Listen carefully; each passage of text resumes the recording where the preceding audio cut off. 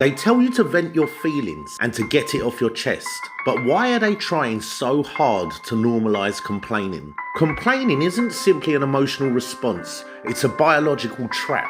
Every time you complain, and this includes talking to a therapist about your problems, you replay the same problem in your mind, you explain why it was unfair, and the sympathy you get from people you tell your sad story to releases a cheap dopamine hit. And then you go and tell your story to someone else, subconsciously chasing that dopamine chemical reaction. Chronic complaining keeps the brain locked in a loop.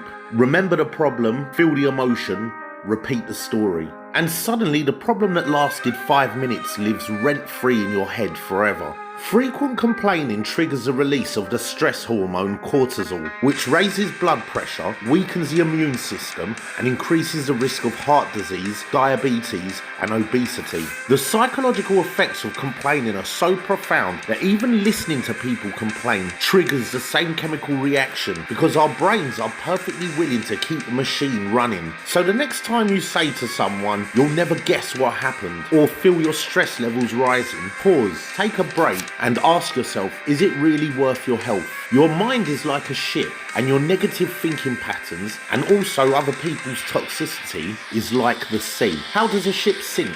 A ship sinks when a breach of water enters the vessel. Exactly the same how negativity affects you by entering your mind. Stop complaining. Nobody cares.